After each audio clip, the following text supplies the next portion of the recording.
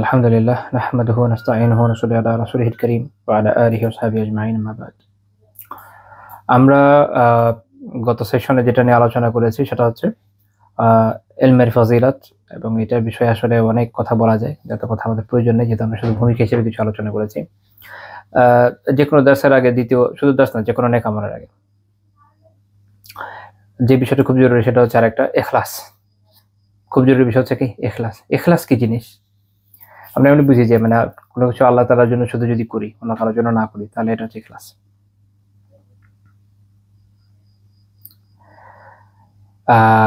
এটার একটা সংজ্ঞাগত দরকার, মানে একটা একাডেমিক সংজ্ঞাগত দরকার। ইমাম জুরজানি রাহিমাহুল্লাহ তাআলা তার একটা কিতাব আছে আত-তারিফাত। এটার মধ্যে তিনি বিভিন্ন টার্মিনোলজি, এগুলো তারপরে ইস্তিলাহাত, এগুলোর ব্যাখ্যা পাওয়া যায়। তো এইখানে এবং হাফেজ হাকিম রাহিমাহুল্লাহ তাআলা কিতাব মাআরিজুল কাবুল, এই দুইটার মধ্যে আমরা একটা সংজ্ঞা পাই, চমৎকার সংজ্ঞা। সেটা হচ্ছে ইখলাস ওয়া তাসফিয়াতুল আমাল। ইখলাস হচ্ছে আমলকে পরিশুদ্ধ করা, বিসালিহি নিয়্যাহ, নেক নিয়তের মাধ্যমে আমলকে পরিশুদ্ধ করা। আন জামিই শাওয়াইবি শিরক, শিরকের সকল ধরনের যে পঙ্কিলতা আছে এটা থেকে, অর্থাৎ শিরকের যত ধরনের পঙ্কিলতা পাওয়া যায়, যত ধরনের, সেটা বড় শিরক হোক, ছোট শিরক হোক, যত ধরনের পঙ্কিলতা হতে পারে। ছোট শিরক যেমন রিয়া, আমরা জানি রিয়াকে ছোট শিরক বলা হয়। আর রিয়ার বিপরীতটা বেসিক্যালি ইখলাস। কারোর মধ্যে যদি রিয়া না থাকে, সে শুধুমাত্র আল্লাহ তাআলার জন্য করতে চায়, তখন এটা ইখলাস। শুধু কি রিয়া, বিষয়টা কিন্তু এটা না। আমি একটা জায়গায় কবিরা গুনার উপর দার্স নিচ্ছি, এখন আপনাদের বলতে পারি যে যদি সময় করতে পারেন তাহলে ওখানে দেখতে পারেন, বা আমার ইউটিউব চ্যানেলে ওটার ভিডিওগুলো আমি আপলোড করে দিই। ওখানে আমরা আরো বেশি কিছু বিষয় নিয়ে আলোচনা করেছি। মধ্যে একটা হচ্ছে অজুব হচ্ছে আপনি বলতে পারেন যে সেলফ অ্যাডমায়ারেশন। মানুষের যখন আত্মপছন্দ একটু বেশি চলে আসে নিজের উপরে, নিজের কাজকর্ম এগুলোর উপর খুবই কি বলবো, এটাকে বলে অবসেস থাকে নিজের ব্যাপারে, তখন যে আত্মিক রোগটা তৈরি হয়, যেটা একটা খুব বেড়ে মনে হয়, সেটা হচ্ছে অজব। এটা হয়, তাকাব্বুর হয়, অহংকার হয়, এরকম অনেকগুলো বিষয় আছে। কিন্তু এগুলো মুক্ত হওয়া দরকার। তো যখন একটা আমলে লোক দেখানোর ইচ্ছা, আর একটা হচ্ছে সুমআ, লোক শোনানোর ইচ্ছা, মানে একটা হচ্ছে লোক দেখানো, এটা কি লোক শোনানো। লোক দেখানো মানে কারো সামনে আপনি একটা কাজ করলেন, আগ্রহ হচ্ছে যে মানুষ এটা দেখে খুশি হয়ে, মানে মনে করুক যে সে খুব ভালো মানুষ, তার খুব নলেজ আছে, সে এই সেই, এটা হচ্ছে রিয়া। আর আপনার আগ্রহ হচ্ছে এটা আরো দূর দূরান্তে আপনার এই নেক কাজের গল্প ছড়িয়ে পড়ুক, এটা হচ্ছে সুমআ, মানুষকে শোনানো, লোক শোনানোর আগ্রহ। তো লোক দেখানো, লোক শোনানো, রিয়া, সুমআ, তাকাব্বুর, অহংকার, অজব, আত্মতুষ্টি, আত্মশ্লাঘা, আত্মগরিমা, এগুলো সবকিছু থেকে মুক্ত হবে।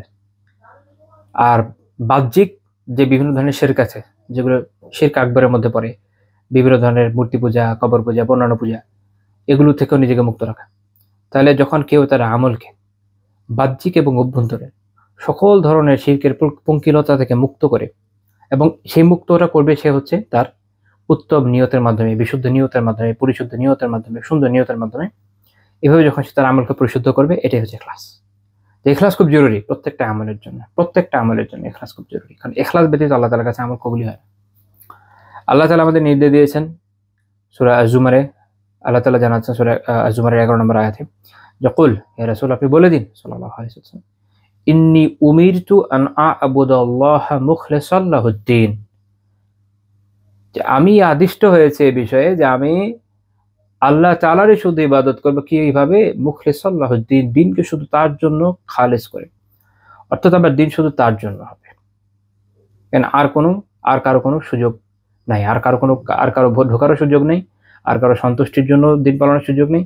আমার দিন পালন পরিপূর্ণভাবে আল্লাহ তাআলার জন্য হবে। ইখলাসের বিষয় এত আয়াত আছে কোরআনে, এটা নিয়ে অনেকগুলো এপিসোড করা সম্ভব। আমি সংক্ষেপের জন্য জাস্ট কয়েকটা মূল কথা বলে যাব ইনশাআল্লাহ তাআলা। তো আল্লাহ তাআলা তার রাসূল সাল্লাল্লাহু আলাইহি ওয়াসাল্লামকে যেটা নির্দেশ দিয়েছেন, তাহলে আমরা তার জন্য আরো বেশি হকদার, যেটা আমাদের করতেই হবে। আমাদের উপর এটার আবশ্যকতা আরো বেশি, কারণ আল্লাহ রাসূল তো মুখলাস ছিলেন, আমরা হলে মুখলিস হতে পারি। এটা হচ্ছে ইসমে ফাইল আর মাফউলের দুইটা বিষয়। মানে আরবি গ্রামারের দুটো বিষয় সামনে চলে আসে। এক হচ্ছে আমরা এটা অর্জনের চেষ্টা করছি, তাদের মধ্যে আল্লাহ তাআলা ভরে দিয়েছেন আগে থেকে। তো এই জন্য দেখবেন যে নবীদের জন্য ব্যবহার করা হচ্ছে মুখলাস, আর আমাদেরকে বারবার বলা হচ্ছে মুখলেস হতে।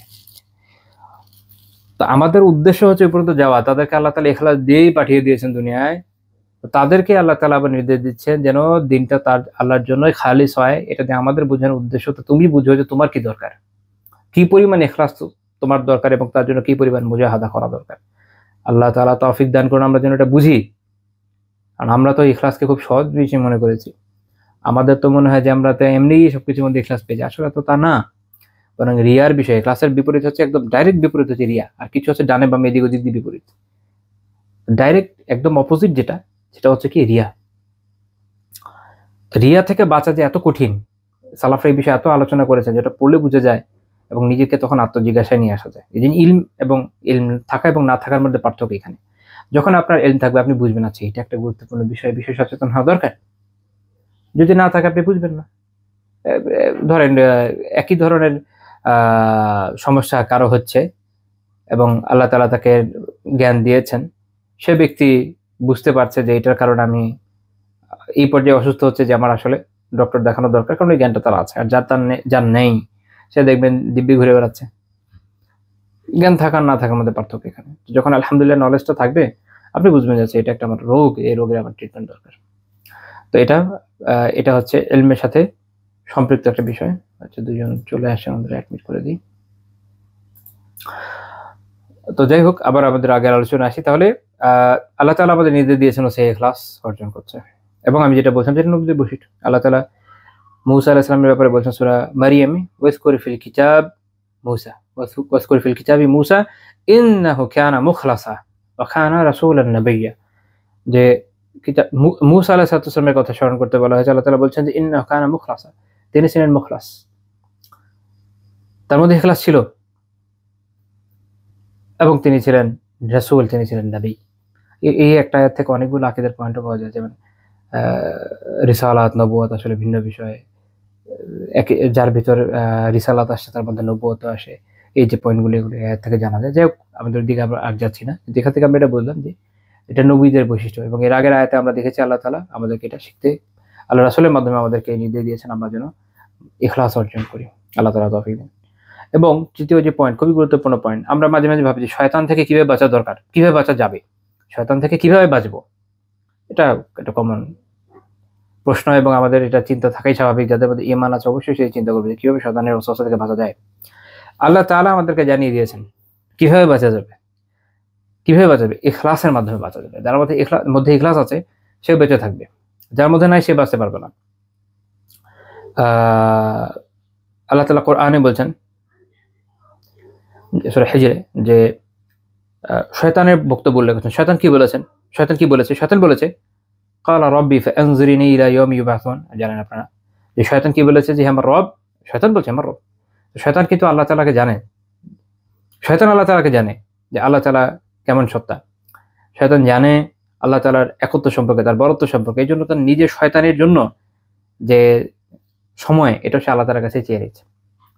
কিন্তু এই যে আল্লাহ তাআলাকে জানা, এইটা তার নাজাতের জন্য যথেষ্ট হয় নাই, বরং সে চিরকালীন অভিশপ্ত হয়েছে এই জন্য যে সে আল্লাহ তাআলার অবাধ্য হয়েছে।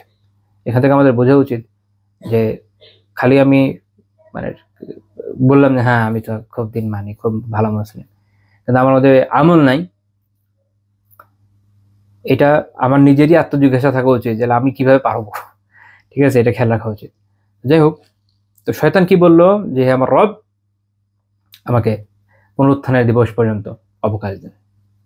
আল্লাহ তাআলা বলেন ফাইন্নাকা মিনাল মুনজারিন, যে তুমি তখন পর্যন্ত অবকাশপ্রাপ্ত দের অন্তর্ভুক্ত। ইলা ইয়াউমিল ওয়াক্তিল মা'লুম, একটা সুনির্দিষ্ট সময় পর্যন্ত, একটা জানা সময় পর্যন্ত, যেটা আল্লাহ তাআলাই জানেন। এটা মা'লুম হচ্ছে আল্লাহ তাআলার কাছে, আল্লাহ তাআলা জানেন যে ঠিক কোন সময় পর্যন্ত তাকে অবকাশ দেওয়া আছে। শয়তান এই অবকাশটা পেয়ে কি বললো? বললো ক্বালা রাব্বি বিমা আগাওয়াইতানি লাউযায়্যিনান্না লাহুম ফিল আরদ ওয়া লাউগওয়িয়ান্নাহুম আজমাঈন। যে শয়তানি হচ্ছে এখানে, গোমরা তো সে নিজে হয়েছে, কিন্তু সে এটাকে আল্লাহ তাআলার দিকে দেওয়ার মতো ধৃষ্টতা দেখিয়েছে। বলছে যে যেভাবে আপনি আমাকে পথভ্রষ্ট করছেন, আল্লাহ তাআলা অবশ্যই হেদায়েত আল্লাহ তাআলার পক্ষ থেকে, আল্লাহ তাআলা যাকে ইচ্ছা তাকে হেদায়েত দেন, যাকে ইচ্ছা তাকে পথভ্রষ্ট করেন। কিন্তু এটা আদাব যে হেদায়েত আমরা আল্লাহ তাআলার দিকে সম্পৃক্ত করি। শয়তান এই ধৃষ্টতা দেখায়, সেই কাজ করলো এবং যে নিকৃষ্টতা বা কদর্য বিষয় বা গোমরাহি আমরা তখন আমাদের নিজেদের নফসের দিকে সম্পৃক্ত করি, এটা আদাব। কিন্তু শয়তান কি করে, তার তো আর আদাব নেই, তাই সে উল্টা কাজ করেছে। সে বলছে যে যেভাবে আপনি আমাকে পথভ্রষ্ট করেছেন,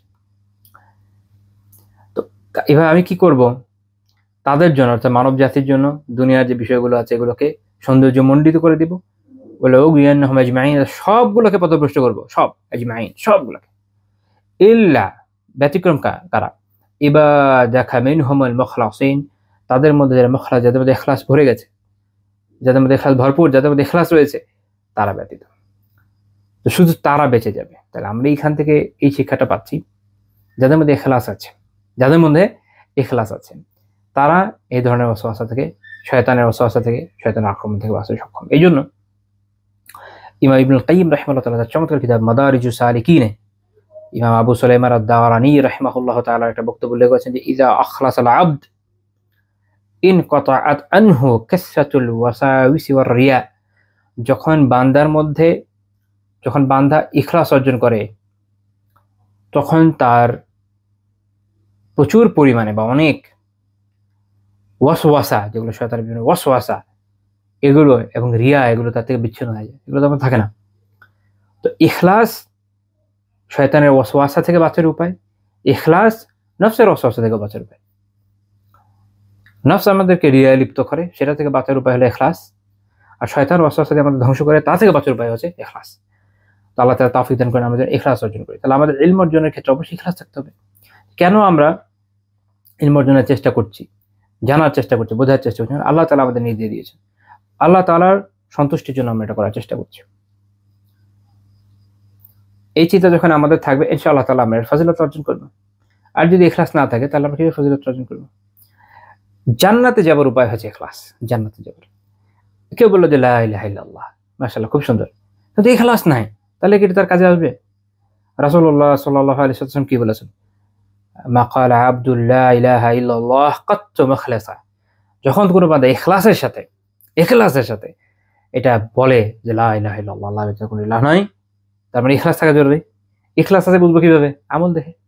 তাহলে কেউ বলতেছে না আমার কোনো আমল না, কিন্তু আমি খুব মুখলিস, মানার যোগ্য নেই, হাদিস এটা দলিল। তাহলে যখন কোনো বান্দা এটা বলছে ইখলাসের সাথে, এবং হাদিসের শেষে একটা গুরুত্বপূর্ণ অংশ আছে, এটা বলবেন ইনশাআল্লাহ, তখন বুঝতে পারবেন নিজেরাই যে তাহলে কোনো বান্দা যখন ইখলাসের সাথে বলছে লা ইলাহা ইল্লাল্লাহ ইল্লা ফুতিহাত লাহু আবওয়াবুস সামা, এরপরে যেটা হয় যে আসমানের দরজাগুলো তার জন্য খুলে যায়, হাত্তা তুফদিয়া ইলা আরশ, এমনকি আরশ পর্যন্ত পৌঁছে যায়। অর্থাৎ তার এই যে কালিমা পড়া, এটা আল্লাহ তাআলা আরশ পর্যন্ত পৌঁছে যায়। আল্লামা মুবারকপুরী রাহিমাহুল্লাহ তাআলা তুহফাতুল আহওয়াযি এর ব্যাখ্যায় বলছেন, এর মানে হচ্ছে যে খুব দ্রুত কবুল হয়।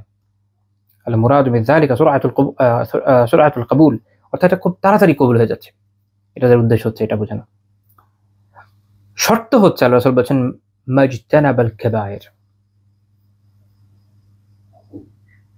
যতক্ষণ সে কবিরা গুনাহ থেকে বেঁচে থাকে। তার মানে কবিরা গুনাহ থেকে বাঁচা খুব জরুরি।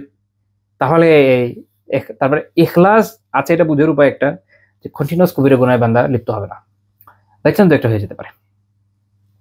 এজন্য কাবাইর বলা আছে, জমা বলা আছে, বহু বচন ব্যবহার করা আছে এখানে, যে বেঁচে দু একটা মানুষের হয়ে যায়, কারণ আমরা কেউ নবী না, আমরা মাসুম না, একমাত্র নবীর রাসূলই মাসুম, তারা গুনাহ থেকে বেঁচে থাকেন, আমরা তো সাধারণ মানুষ, তা আমাদের কবিরা গুনাহ হয়ে যাবে, একটা দুটো হয়ে যেতে পারে, বাইচান্স হয়ে যেতে পারে। যদি ইখলাস থাকে, যে আমাদের ইখলাস আছে, নেক আমলের প্রেরণা আছে, তার কালেবদ্ধ হয়ে যাবে, সেই জন্য ক্ষমা প্রার্থনা করবে, তওবা করবে, ইস্তিগফার করবে, এরপরে আল্লাহ তাআলা তার মর্তবা আরো বাড়িয়ে দিবেন। কিন্তু যখন কেউ কাবাইর অনেক কবিরা গুনাহে লিপ্ত হয়ে যাচ্ছে, তখন এটা ইখলাসের বিপরীত, এটা হতে পারে না। আল্লাহ তাআলা আমাদের কবিরা গুনাহ থেকে হেফাজত করেন। তাহলে আমরা বুঝলাম যে জান্নাতে যাবার উপায় হচ্ছে ইখলাসের সাথে লা ইলাহা ইল্লাল্লাহ বলা, কারণ ইখলাস এখানে গুরুত্বপূর্ণ, এবং সেটা যে আছে বোঝার উপায় হচ্ছে আমরা অনেক কবিরা গুনাহে লিপ্ত হব না, বাইচান্স কালেবদ্ধ হয়ে যেতে পারে, এবং যার মধ্যে ইখলাস আছে সে কি করবে, যত দ্রুত সম্ভব তওবা করবে, ইস্তিগফার করবে, আল্লাহ তাআলার কাছে ক্ষমা প্রার্থনা করে হেদায়েতের দিকে ফেরত আসবে। আল্লাহ তাআলা আমাদের এই বৈশিষ্ট্য পাওয়ার তৌফিক দান করেন, আমিন। ইখলাস দান করেন। এই হাদিস ইমাম তিরমিজি রাহিমাহুল্লাহ সুনানে উল্লেখ করেছেন, 3599 নম্বর হাদিস, ইমাম তিরমিজির মতে হাদিস হাসান গারিব। লা ইলাহা ইল্লাল্লাহ। আচ্ছা, তো এই পর্যন্ত আলহামদুলিল্লাহ আমাদের আলোচনা হয়ে গেল। এটার সাথে প্রাসঙ্গিক আমরা আরেকটা বিষয় ইনশাআল্লাহ আলোচনা করব, সেটা হচ্ছে ইলম অর্জনের, ইলমি মজলিসের কিছু আদাব আছে। এর মধ্যে রয়েছে যে ওস্তাদের কথা মনোযোগের সাথে শোনা, ওস্তাদের আদব রক্ষা করা, আকবারি কথা না বলা, বিরক্ত না করা, এগুলো আমরা কিছু হাদিস থেকে জানতে পারি। যেমন ওসামা বিন শারিক রাদিয়াল্লাহু তাআলা আনহু বর্ণনা করছেন যে আতাইতুন নবিয়্য সাল্লাল্লাহু আলাইহি ওয়াসাল্লাম ওয়া ইযা আসহাবুহু কাআন্নামা আলা রুউসিহিম আত-তায়র। আমি রাসূলুল্লাহ সাল্লাল্লাহু আলাইহি ওয়াসাল্লাম কাছে আসলাম, তখন যেন তার যে সাহাবীরা যারা তারা চারপাশে যে ছিলেন, তাদের অবস্থা হচ্ছে এরকম যেন তাদের মাথায় পাখি বসে আছে। পাখি বসে আছে মানে এরকম শান্ত হয়ে তারা ছিলেন যে তাদের মাথার উপর পাখিও যদি বসতো আরামসে বসে থাকতে পারতো, কারণ তাদের কোনো নাড়াচাড়া নাই। এরকম অখণ্ড মনোযোগের সাথে, নিরবচ্ছিন্ন মনোযোগের সাথে কথা শুনতেন। এটা হচ্ছে তালিবুল ইলমের আদব, ওস্তাদের কথা কিভাবে শোনা দরকার। এই প্রসঙ্গে একটা কথা মনে পড়ে গেল যে আমরা ইলমের ফজিলত, ইলমি মাজলিসের ফজিলতের বিভিন্ন বর্ণনা দেখি। এটা মনে হতে পারে যে এটা তো একসাথে বসলে হবে। এখনকার জামানায় যেটা আমাদের ভার্চুয়ালিটি সামনে চলে আসে, ভার্চুয়ালি আমরা অনেক সময় বিভিন্ন দার্সে শরিক হচ্ছে, বিভিন্ন ওস্তাদের দার্সে লাইভ শরিক হচ্ছে আলহামদুলিল্লাহ। তার সেক্ষেত্রে কি এরকম ফজিলত পাওয়া যায় কিনা? আমার ওস্তাদ শেখ আব্দুল সালাম হাফিজাহুল্লাহ তাআলা, ওনার ওস্তাদ মোহাম্মদ বিন আদম আল ইসিউবি রাহিমাহুল্লাহ তাআলা ওনাকে প্রশ্ন করেছেন। তো শেখ মোহাম্মদ বিন আদম আল ইসিউবি রাহিমাহুল্লাহ তাআলা বলছেন যে হ্যাঁ ইনশাআল্লাহ তাআলা এক্ষেত্রে এই ফজিলতগুলো পাওয়া যাবে। তো যাই হোক, এখানে আমরা একজন খুবই প্রমিনেন্ট আলেম রিসেন্ট টাইমের মারা গেছেন, আতাবুর রহমান, তার রায় আমরা এই বিষয়ে জানতে পারলাম। আচ্ছা যাই হোক, আল্লাহ তাআলা তৌফিক দান করেন সাবজেক্ট আমরা সবাই পাই। তো এখান থেকে আমরা এই আদবটা জানলাম। এটা ইমাম আহমদ রাহিমাহুল্লাহ তাআলা মুসনাদ উল্লেখ করেছেন ৮৬৪৫ নম্বর হাদিস। শোয়েব আহমদ রাহিমাহুল্লাহ তাআলা সনদকে সহিহ বলেছেন। আরেকটি হাদিস আমরা সহিহ ইবনে হিব্বানে পাই ওসামা বিন শারিক রাদিয়াল্লাহু তাআলা আনহু। সেখানে তিনি এরকম বলছেন যে কুননা ইনদান নবী সাল্লাল্লাহু আলাইহি ওয়াসাল্লাম, আমরা নবী সাল্লাল্লাহু আলাইহি ওয়াসাল্লামের কাছে ছিলাম। কাআন্না আলা রুউসিনা রাখাম। রাখাম হচ্ছে শকুনের মতো এক ধরনের প্রাণী, আমাদের এখানে ঠিক পাওয়া যায় না, যতদূর আমার জানা আছে। এটা আরব মিশর এসব অঞ্চলে পাওয়া যায়। তো যেন এরকম কিছু প্রাণী, এরকম কিছু পাখি আমাদের মাথায় বসেছিল। অর্থাৎ এইভাবে একদম চুপচাপ তারা মনোযোগ দিয়ে শুনতেন। ইয়াতাকাল্লামু মিন্না মুতাকাল্লিমুন, আমাদের মধ্যে যারা কথা বলার কেউ কথা বলেনি। তো সাহাবীদের এটা ছিল তাদের আদব। এখান থেকে উলামারা এই ইলমটা অর্জন করেছেন যে আসলে ছাত্রদের এভাবে থাকা উচিত উস্তাদের সামনে। এই হাদিস ইমাম ইবনে হিব্বান রাহিমাহুল্লাহ তাআলা তার সাহিত্যে উল্লেখ করেছেন। আরেকটা কিতাব আছে মাওয়ারিদুজ জামআন ইলা যাওয়াইদ ইবনে হিব্বান, সেখানে হাদিস অবভিয়াসলি আছে। শেখ হুসাইন আসাদ রাহিমাহুল্লাহ তাআলা সনদকে হাসান সহিহ বলেছেন। আচ্ছা, এটা একটু বলার কারণ হচ্ছে ইবনে হিব্বান রাহিমাহুল্লাহ তো সহিহ বলেছেন, তাই না? সহিহ ইবনে হিব্বানে এখানে হয়েছে যেটা, ইবনে হিব্বান রাহিমাহুল্লাহ তাআলা প্রসিদ্ধ হচ্ছে ওনার একটু তাসাউর, একটু সহজতার জন্য। কিছু কিছু আলিম ছিলেন হাদিস তাহকিকের ক্ষেত্রে অতিমাত্রা সহজতা দেখাতেন, যেটা জুমহুর আলিম তারা এটাকে অ্যাকসেপ্ট করেননি। এই জন্য ওই আলিমদের যে সহিহগুলা সেগুলো নিয়ে আবার তারা কাজ করেছেন। যেমন ইমাম বুখারী রাহিমাহুল্লাহ তাআলা যে সহিহ, এটা নিয়ে তার কাজ হয় না, যে সহিহ বুখারী বা বুখারী উল্লেখ করেছেন, আমি এখানে এসে বললাম যে শেখ আলবানী সহিহ বলে দিয়েছেন, এটার দরকার নেই। ইমাম বুখারী রাহিমাহুল্লাহ তাআলা যেই স্ট্যান্ডার্ডের উপর সহিহ বলেছেন, ইমাম মুসলিম যে স্ট্যান্ডার্ডের উপর সহিহ বলেছেন, দ্যাটস এনাফ। আরো কিছু কিছু আলিম আছেন যেমন ইমাম দারাকুতনি রাহিমাহুল্লাহ, ওনাদের স্ট্যান্ডার্ড গুলো এটা হচ্ছে আইডিয়াল স্ট্যান্ডার্ড। আর কিছু কিছু আলিম যেমন ইবনে হিব্বান, ইবনে খুজাইমা রাহিমাহুল্লাহ, ইমাম হাকিম রাহিমাহুল্লাহ তাআলা, ওনারা এটা প্রখ্যাত ছিলেন একটু বেশি সহজতার জন্য, যেটা জুমহুর আলিম অ্যাকসেপ্ট করেন। এই জন্য ওনাদের কাজগুলোকে আবার রিএক্সামাইন করতে হয়েছে। আচ্ছা যাক, এরপরে আমরা আরেকটা বিষয় দেখবো, সেটা হচ্ছে ইলম অর্জন করবেন, জরুরি একটা কাজ হচ্ছে লেখা। যেটা আমি শুরুতে বলেছিলাম, কি করতে হবে? লিখতে হবে, এবং লেখাটা আসলে জরুরি। কারণ আপনি খেয়াল করলে দেখবেন যে যেই জিনিস আপনি জানছেন, শুনছেন, এটা যে কোনো দাস থেকে আপনি যখন লিখবেন, এটা আপনার মনে থাকবে ইনশাআল্লাহ তাআলা। আর যখন আপনি লিখবেন না, আপনি শুধু শুনবেন, তারপর চলে যাবেন, ওইটা আপনার মেমোরি থেকে এভাবে চলে যাবে। আর লেখার মাধ্যমে ইলমটা কায়েদ থাকে। এই জন্য আনাস রাদিয়াল্লাহু তাআলা আনহু তিনি বলেছেন যে কাইয়িদুল ইলমা বিল কিতাবা, কাইয়িদুল ইলমা বিল কিতাবা, ইলমকে লেখার মাধ্যমে কায়েদ করো। লেখার মাধ্যমে ইলমকে আটক করতে হবে। আপনি লিখবেন, এটা আটকে থাকবে। এই বর্ণনাটি ইমাম তাবারানী রাহিমাহুল্লাহ তাআলা তার কিতাব আল মুআজামুল কাবীর উল্লেখ করেছেন। ইমাম হাইসামি রাহিমাহুল্লাহ তাআলা তার কিতাব মাজমাউজ যাওয়াইদে উল্লেখ করেছেন 81 নম্বর হাদিস, এবং তিনি বলেছেন যে রিজালুহু সাহিহ, যারা রাবীরা সাহিহ। আচ্ছা, এবং আমরা আল্লাহ রাসূল থেকে এটা দেখি, অনেক সময় আপনারা শুনে থাকবেন যে রাসূলুল্লাহ সাল্লাল্লাহু আলাইহি ওয়াসাল্লাম হাদিস লিখতে না করেছেন, এজন্য অনেকে লেখেন না। এটা কোনো সাহাবীর ক্ষেত্রে এটা অনেকগুলো ব্যাখ্যা আছে। একটা হচ্ছে এরকম, যেটা আমাদের আলোচ্য বিষয় না, তারপর আমি প্রাসঙ্গিক হিসেবে বলে রাখি, কারণ এই আলোচনাটা আসে এখনকার সময়। একটা হচ্ছে যে প্রথম যখন কোরআনের আয়াতের লেখা হচ্ছিল। আপনাদের মনে রাখতে হবে যে তখন আসলে হাদিস লেখার উপকরণের স্বল্পতা ছিল। আপনারা জানেন যে তালপাতার মধ্যে, হাড়ের মধ্যে, বিভিন্ন বিষয়ের মধ্যে লেখা হচ্ছিল। তো তখন উভয়ের তো আসলে লেখার পদ্ধতি একই রকম, কেউ যদি হাদিস আর ওটা একসাথে লেখে দুটা মিলেমিশে যাবে, এরকম একটা ইস্যু ছিল। তো এই সমস্যা যেন পড়তে না হয় এই জন্য শুরুর দিকে এটা নিষেধ করা হয়েছে যে শুধু কোরআন লেখা হবে, আর হাদিসগুলো সাহাবীরা হিফজ করতে, নিজেরা মনে রাখার চেষ্টা করতেন, এবং উপকরণের স্বল্পতাও ছিল। দ্বিতীয় আরেকটা বিষয় হচ্ছে যে ওয়াহী নাজিলের ধারা অব্যাহত ছিল। তো বিধান ক্রমান্বয়ে চেঞ্জ হচ্ছে, আগের একটা বিধান আছে এটা হয়তো পরে থাকলো না, তো ওইটাও একটা কার্যকরণ ছিল। এরকম বেশ কিছু কার্যকরণের কারণে রাসূলুল্লাহ সাল্লাল্লাহু আলাইহি ওয়াসাল্লাম প্রথম লিখতে না করেছেন হাদিসকে, কিন্তু পরে একটা পর্যায়ে উনি এটা অনুমোদন দিয়েছেন, এবং বিপুল পরিমাণ বর্ণনা আছে অনেক সাহাবীদের থেকে যাদেরকে তিনি অনুমোদন দিয়েছেন। তো এরকম একটা হাদিস আমরা দেখি আমর ইবনে শুআয়ব রাহিমাহুল্লাহ তার বাবা থেকে, তার দাদা থেকে বর্ণনা করছেন যে তার দাদা আল্লাহ রাসূলকে বলছেন, উনি একজন সাহাবী ছিলেন, ইয়া রাসূলুল্লাহ, ইয়া রাসূল, ইন্না নাসমাউ মিনকা হাদিস লা নাহফাযুহা, আমরা তো আপনার থেকে অনেক হাদিস শুনি, এগুলো তো আমরা এগুলো হেফাজত করতে পারছি না। আফালা নাকতুবুহা, আমরা কি এগুলো লিখবো না? আল্লাহ রাসূল কি বলেন, বালা, হ্যাঁ অবশ্যই। আরবিতে একটা হচ্ছে শুধু নাম, হ্যাঁ, সে বালা, হ্যাঁ হ্যাঁ, জোর দিয়ে বলে, ফাকতুবুহা, লেখো। তো এখানে আল্লাহ রাসূল জানিয়ে দিয়েছেন যেটা যেন লেখা হয়। ইমাম আহমদ রাহিমাহুল্লাহ তার মুসনাদ উল্লেখ করেছেন 7018 নম্বর হাদিস, শুআয়ব রাহিমাহুল্লাহ সনদকে সহিহ গায়রি বলেছেন। তো এখান থেকে আমাদের শিক্ষার বিষয় হচ্ছে এই যে আমরা যেন লিখি, সাহাবীরাও লিখেছেন, আলহামদুলিল্লাহ আমরা যেন লিখি। আল্লাহ তাআলা আমাদের তৌফিক দান করুন। তো এই হচ্ছে আমাদের এই পর্যন্ত আলোচনা। এখন ইলমের আদব সম্পর্কিত কিছু পয়েন্ট আমি একটু, শেখ উসাইমিন রাহিমাহুল্লাহ একটা খুব চমৎকার কিতাব আছে, কিতাবুল ইলম, আমার খুব পছন্দের কিতাব। তো ওখান থেকে আমি কয়েকটা পয়েন্ট ইনশাআল্লাহ আলোচনা করব। প্রথমটা হচ্ছে ইখলাস। আমরা ইখলাস নিয়ে আলোচনা করে ফেলেছি আলহামদুলিল্লাহ। শেখ প্রথম যে পয়েন্ট বলেছেন,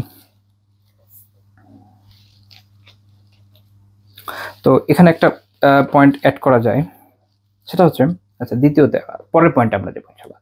প্রথমটা হচ্ছে কি ইখলাস নিয়ে আমরা আলোচনা করেছি। দ্বিতীয় যেটা তালেবুল ইলমের আদবের মধ্যে উনি উল্লেখ করেছেন, যেটা হচ্ছে রাফাল জাহল নাফসি ওয়ান গায়রি, নিজের এবং অন্যদের থেকে অজ্ঞতাকে দূর করা। এই একটা নিয়ত হওয়া জরুরি। কি নিয়ত হওয়া জরুরি? যে নিজের থেকে অজ্ঞতাকে দূর করব, অপর থেকে অজ্ঞতাকে দূর করব। অর্থাৎ এরকম না খালি আমার নিজের থেকে অজ্ঞতা দূর হবে এরকম না, বরং অপর থেকেও দূর করার চেষ্টা আমরা করবো ইনশাআল্লাহ তাআলা। আমরা যারা শেখায় তাদের ফজিলত আমরা দেখেছি, এবং আপনারা জানেন একটা আয়াত আছে সূরা ফাতিরে, যে ইন্নামা ইয়াখশাল্লাহ মিন ইবাদিহিল উলামা, ইন্নামা ইয়াখশাল্লাহ মিন ইবাদিহিল উলামা, আল্লাহ তাআলার বান্দাদের মধ্যে আলিমরাই কেবল আল্লাহ তাআলাকে ভয় করেন। আচ্ছা, এটার অনেকভাবে আপনি ইন্টারপ্রিটেশন করতে পারেন। একটা হচ্ছে এরকম, আল্লাহকে যারা জানে তারাই শুধুমাত্র আল্লাহকে ভয় করে, এতে কোনো কনফিউশন নেই, তাই তো? কারণ সবাই তো জানে না, অনেক আল্লাহ সম্পর্কে কিছুই জানে না, সে কিভাবে ভয় করবে? এবং যদি যিনি ইলমের আলিম ধরেন সেটার সত্য, কারণ যার মধ্যে ইলম যত বেশি সে তত জানে যে আল্লাহ তাআলার তাওহীদ সম্পর্কে সে জানে, আল্লাহ তাআলার রুবুবিয়াত, উলুহিয়াত, আসমা ও সিফাত সম্পর্কে জানে, আল্লাহ তাআলার বরত্ব মহত্ব সম্পর্কে জানে, আল্লাহ তাআলার বিধান সম্পর্কে জানে, কোরআন সম্পর্কে জানে। তো যে যত জানবে তার মধ্যে কি হবে? আল্লাহ তাআলার ভয়টা তত পয়দা হবে। আর আরেকটা গুরুত্বপূর্ণ বিষয় হচ্ছে এটার উল্টা শিক্ষাটা, সেটা হলো তার মানে আপনি যত কম জানবেন আল্লাহ তাআলার ভয় তত কম হবে। তাহলে তাকওয়া অর্জনের একটা বড় উপায় হচ্ছে কি? ইলম অর্জন। যত ইলম অর্জন করবেন, যদি আলিম বা আমাল হওয়া যায়, আমলের সাথে সাথে, ইলমের সাথে সাথে আমলটাও থাকে, তাহলে দেখবেন ইনশাআল্লাহ তাআলা ইলম অর্জনের সাথে সাথে তাকওয়া বৃদ্ধিটা এটা সমানুপাতিক হবে। আর যদি আমল না থাকে, যদি এটা শুধু লিপ সার্ভিস হয়, টাকা কামানোর মাধ্যম হয়, আর এমন কিছু হয় যেটার মধ্যে ইখলাসের কিচ্ছু নেই, তখন দেখবেন যে ইলম এবং তাকওয়া এটা ব্যস্তানুপাতিক হয়ে যাবে, অর্থাৎ একটা বেলা একটা কমতে থাকবে। আল্লাহ তাআলা আমাদেরকে ইলম অনুযায়ী ইলম অনুযায়ী আমলের তৌফিক দান করেন, আমিন। আর আপনারা একটা খুব বিখ্যাত হাদিস তো জানেন যে বাল্লিগানি ওয়ালাউ আয়াহ, যে আমার পক্ষ থেকে একটা আয়াত হলেও জানিয়ে দাও। এই যে রাসূলুল্লাহ সাল্লাল্লাহু আলাইহি ওয়াসাল্লাম এই কথাটা বললেন বিদায় হজে, ওখানে মূল উদ্দেশ্য কি? এই যে উনি বললেন, এই বর্ণনাটা আমাদের কাছে আসছে, এখানে তো এটা তো আয়াত, এটা কি হাদিস? তার মানে হচ্ছে মূল কথা হচ্ছে যে ইসলামের শিক্ষাটা আল্লাহ রাসূলের পক্ষ থেকে যেন আমরা সবার কাছে ছড়িয়ে দিই, এই নির্দেশনা আমাদের দেওয়া হয়েছে। অর্থাৎ যে যতটুকু জানি, প্রত্যেকেই মনে রাখতে হবে যে প্রত্যেকেই সব বিষয়ে জ্ঞানী হয় না, একের থেকে অপরের জ্ঞান বেশি। দাওয়ার ক্ষেত্রে গুরুত্বপূর্ণ শিক্ষা হচ্ছে যে আমি যতটুকু জানি ঠিক ততটুকু বলবো, যতটুকু জানি না ওটুকু বলবো না, এটা খেয়াল রাখতে হবে। ইমাম আহমদ রাহিমাহুল্লাহ তাআলা বলেছেন যে ওনাকে যখন একটা বিষয় প্রশ্ন করা হয়েছিল, সেটা হচ্ছে যে নিয়তের বিশুদ্ধতা নিয়ে, তিনি তখন এটা বলছেন যে ব্যক্তি নিয়ত করবে যে সে তার নিজের থেকে, আর নাফসি ওয়ান গায়রি, তার নিজের থেকে এবং অপরের থেকে অজ্ঞতাকে দূর করবে। এটা ব্যক্তি নিয়তের বিশুদ্ধতার একটা কার্যকরণ।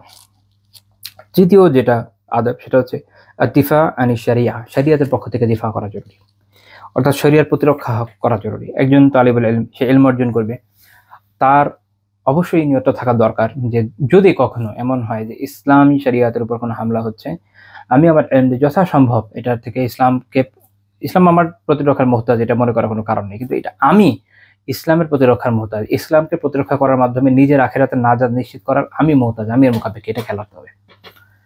এরকম না যে আমরা কেউ না করলে ইসলাম ধ্বংস হয়ে যাবে, এরকম না। আল্লাহ তাআলা তার দিনকে পরিপূর্ণ করবেনই, এমনিতেও তো পরিপূর্ণ হয়েছেই রাসূলুল্লাহ সাল্লাল্লাহু আলাইহি ওয়াসাল্লামের জামানাতেই, কিন্তু যদি বলে যে দিনের বিজয় বা কিয়ামত পর্যন্ত টিকে থাকার যে পরিপূর্ণতা, সেটাও আল্লাহ তাআলা এমনি করবেন। ইসলাম আমাদের প্রতি মুখাপেক্ষী না, আমরা ইসলামের প্রতি মুখাপেক্ষী, যে আমরা এই ডিউটিটা পালন করছি কি করছি না। কারণ আমরা যদি না করি, আল্লাহর কাছে জবাবদিহিতা করতে হবে, তখন কি করবো? বেসিক্যালি আমরা আমাদের নিজেদের জন্য এই কাজটা করি। আমার মনে আছে, আপনাদের খেয়াল আছে কিনা জানি না, যখন হেফাজত ইসলাম বাংলাদেশ প্রতিষ্ঠিত হয়েছিল, তখন এটা মিডিয়াতে খুব একটা হাইপ করছিল ওরা, যে ইসলামকে তো আল্লাহ হেফাজত করবে, আমাদের হেফাজত দরকার নেই। আমরা আসলে ইসলামকে হেফাজত বেসিক্যালি করতেছি না, নিজেদের হেফাজত করছে, নিজেদের পরকাল। কারণ ওই কাজটা না করলে নিজেদের পরকাল ধ্বংস হয়ে যাবে। আচ্ছা, তারপরে পয়েন্ট হচ্ছে, আচ্ছা এরপরে খুব গুরুত্বপূর্ণ একটা পয়েন্ট উনি বলেছেন, সেটা হচ্ছে তলেবুল ইলমের একটা আদব এটা হওয়া দরকার, যেগুলো হচ্ছে মাসাইলুল খিলাফ, যেগুলোতে ইখতিলাফি মাসাইল, উলামাদের ভিতরে, বিভিন্ন মাযাহিবের ভিতরে ইখতিলাফ রয়েছে, বৈধ ইখতিলাফ যেটা বলে সাইক, বৈধ ইখতিলাফ। তো সেইটার ক্ষেত্রে পারস্পরিক সহমর্মিতা, সহানুভূতি থাকা দরকার। যুগ যুগ ধরে আলিমরা এই আদব রক্ষা করে গেছেন, কেউ কারোর উপর এটা নিয়ে অ্যাটাক করেননি। একটা হচ্ছে যে ইসলাম থেকে একদম বাইরে গিয়ে কোনো কিছু কেউ তৈরি করে নিয়ে আসলো, কোনো একটা বেদাত উদ্ভাবন করলে, যেটা কোনো উসুলেই যায় না, বা এখনকার সময় বিভিন্ন ধরনের মতবাদ আপনারা জানেন ঢুকে যাচ্ছে, যেগুলো ইসলামাইজ করার চেষ্টা করছে অনেকে। এরকম ক্ষেত্রগুলোতে জরুরি, যেগুলোতে এগুলোকে প্রতিহত করা হবে, সেটা আলাদা কথা। কিন্তু ইসলামের ভিতরে যুগ যুগ ধরে যে ইখতিলাফগুলো আছে, সাধারণ মাসালাগত বিভিন্ন ইখতিলাফ, আপনারা দেখবেন যে হাত বাঁধা না বাঁধা, রাফালেদিন করা না করা, এগুলো সালাফদের সময় থেকে ইখতিলাফ আছে। আমরা যে যেটাকে সঠিক মনে করি, আলহামদুলিল্লাহ ওটাকে আমল করব, ওটা সালাফের থেকে আমরা পেয়েছি, হাদিস থেকে আমরা জেনেছি, দাওয়া করবো, কোনো সমস্যা নেই, কিন্তু এইটা আমাদের মারপিটের কারণ না হোক। এটা একটা আদব রক্ষা করে যেন আমরা দাওয়া করি, এটা খুব গুরুত্বপূর্ণ। আর যদি দেখা যায় যে এটা আমরা না করি, তাহলে যেটা হবে যে আমাদের মধ্যে বিচ্ছিন্নতা তৈরি হবে। আচ্ছা, তারপর শেখ যেটা পরে পয়েন্ট বলেছেন আদব, সেটা হচ্ছে আল আমল বিল ইলম, যে ইলমটা অর্জন করছেন এটা আমল জরুরি। এটা আমি একটু কিছু কথা তো বলেছি, আলহামদুলিল্লাহ সেখানে বিষয়টা কিছুটা চলে এসেছে। তো আমাদের অবশ্যই আমল ওয়ালা হইতে হবে, খালি আমি পড়ে গেলাম এরকম হলে হবে না। আচ্ছা, তারপরে পয়েন্ট হচ্ছে দাওয়াত ইলাল্লাহ, এরপর এটা আল্লাহর দিকে দাওয়াও করতে হবে, আল্লাহর দিকে আহ্বানও করতে হবে। আচ্ছা, এগুলো সবগুলোর কম বেশি দলিল কোথায়? সূরা আল আসর খুললেন, এখানে পেয়ে যাবেন। আল্লাহ তাআলা কি বলেছেন? শপথ করেছেন সময়ের, ওয়াল আসর ইন্নাল ইনসানা লাফি খুসর। মানুষ, নিশ্চয়ই মানুষ, মানে প্রত্যেক মানুষের কথা বলেছে, ক্ষতিগ্রস্ত। আমরা সবাই ক্ষতিগ্রস্ত, ব্যতিক্রম আছে কার? ইল্লাল্লাযীনা আমানু, ব্যতিক্রম হচ্ছে যে ঈমান এনেছে যারা। তাহলে ঈমান আনার প্রথম কথা।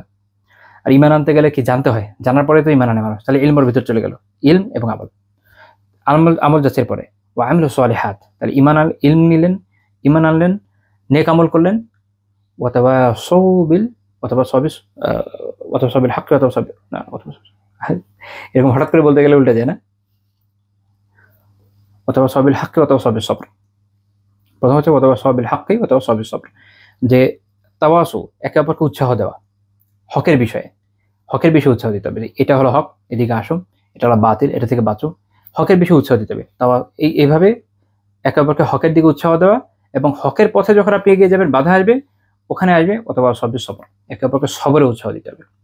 প্রত্যেক বিষয় এটার ভিতর চলে আসছে, মানে দাওয়ার সাথে রিলেটেড অনেকগুলো বিষয় আমরা এর ভিতর পেয়ে যাচ্ছি। তাহলে দাওয়াত ইলাল্লাহ, আল্লাহর দিকে আহ্বান, আল্লাহ তাআলার দিকে দাওয়া, এটা জরুরি। সপ্তম যেটা আদব, সেটা উনি বলছেন হিকমাহ, প্রজ্ঞা থাকা দরকার। প্রজ্ঞা একটা হচ্ছে যেটা, যে কোরআন এসলফ, এটা হলো হিকমা। মানে আমরা যখন বলি যে হিকমার মাধ্যমে দাওয়া করতে হবে, এটার প্রথম কাজ কি? প্রথম আমরা কোন বিষয় পাচ্ছি? এটা হচ্ছে কোরআন পুরোটা হিকমা। আর এরপরে আমরা যখন অন্যান্য একটু দুনিয়াবি সেন্সে চিন্তা করি, তখন হিকমাটা হচ্ছে কি? যেমন আল্লাহ তাআলা বলেছেন উদউ ইলা সাবিলি রাব্বিকা বিল হিকমা, যে তোমার রবের দিকে আহ্বান করো প্রজ্ঞার মাধ্যমে। এটার তাফসিরে মুফাসসিরিনরা বলছেন যে হিকমা মানে হলো বিল কোরআন, কোরআনের মাধ্যমে। তো এটা একটা বিষয় যে কোরআনের মাধ্যমে আহ্বান করা। আর এমনিতে যদি আবিধানিকভাবে প্রজ্ঞা নিয়ে চিন্তা করি, তার মধ্যে কি আসবে? যে সঠিক সময়ে সঠিকভাবে সঠিক কথাটা উপস্থাপন করা। মনে রাখতে হবে যে দিনকে গোপন করা, হেদায়েতের কথাকে গোপন করা, এটার নাম প্রজ্ঞা না। প্রজ্ঞা হচ্ছে যে হেদায়েতের কথাটাকে কিভাবে উপস্থাপন করলে মানুষ সহজে নিতে পারে, নেয়, সেটাকে আপনি যখন অনুধাবন করছেন, সে অনুযায়ী তার সামনে উপস্থাপন করছেন, সেটা হচ্ছে প্রজ্ঞা। মানে প্রজ্ঞা বিষয়টা এরকম না আপনি হেদায়েতকে একদম গোপন করে ফেললেন, বললেন এটা বললে মানুষ অফেন্ডেড হয়ে যাবে, বললামই না, এরকম না। প্রজ্ঞাটা হচ্ছে যখন আপনি এমনভাবে উপস্থাপন করবেন যেন সেটা নিতে পারে, যদি নাও পারে, যদি রিজেক্টও করে, সেটা মোটামুটি সহনশীল পন্থায় হতে পারে। তো এটা যখন আপনি এই বিষয়টা উপলব্ধি করলেন, এটা হচ্ছে প্রজ্ঞা। আচ্ছা, তারপরে বিষয় হচ্ছে তারপরে ইয়াকুনা তালিব সাবিরান আলাল ইলম, ইলম অর্জনের পথে যে তালিবুল ইলম, তাকে সবরকারী হইতে হবে, তাকে সবর করতে হবে। এটা একটু আগের ওই সূরা আল আসার থেকে আমরা শিখে গেলাম। তারপর হচ্ছে ইহতারামুল উলামা, আলিমদেরকে সম্মান করা, এটাও তালিবুল ইলমের একটা আদাবের মধ্যে অবশ্যই পড়ে। কারণ এটা না করলে তার মধ্যে কি হচ্ছে না, এই ইলমি তো আসলে সেভাবে তার ভিতরে প্রবেশ করতে ব্যর্থ হয়েছে। তারপরে পয়েন্ট হচ্ছে তামাসসুক বিল কিতাবি ওয়াস সুন্নাহ, কোরআন এবং সুন্নাহকে আঁকড়ে ধরা। এটা খুব জরুরি। আমাদের এই যে পুরো দিন চর্চা, ইলম চর্চার মূল উদ্দেশ্য হচ্ছে কোরআন এবং সুন্নাহর সাথে নিজের রিলেশন তৈরি করা। এবং আমরা যখন ওলামার কাছে যাই, তার মূল উদ্দেশ্যটা কি থাকে, যেন ওলামার মাধ্যমে আমরা কোরআন সুন্নাহ বুঝতে সক্ষম হই। কারণ আমাদের যেহেতু অনেক ক্ষেত্রে কি হয়, নিজেদের আমাদের নলেজটা কম থাকে, তো আমাদের চাহিদা থাকে এইটাই যে আমরা যেন উলামার মাধ্যমে কোরআন সুন্নাহর ইলমটাকে অর্জন করতে সক্ষম হই এবং কোরআন সুন্নাহ আমাদের কি জানিয়েছে সেটা জানতে বুঝতে সক্ষম হই। তো আমাদের তাহলে মূল উদ্দেশ্য হচ্ছে কি, কোরআন এবং সুন্নাহ জানা এবং বোঝা, এবং এটার সাথে আমাদেরকে সম্পৃক্ত থাকতে হবে। তো এখানে এই পয়েন্টটা চলে আসলো। আলহামদুলিল্লাহ, এটার মধ্যে কয়টা পয়েন্ট আমার আলোচনার উদ্দেশ্য ছিল, যে শাইখ রাহিমাহুল্লাহ তাআলা এখানে যে আদবগুলো উল্লেখ করেছেন, আরো কয়টা আদব উল্লেখ করেছেন।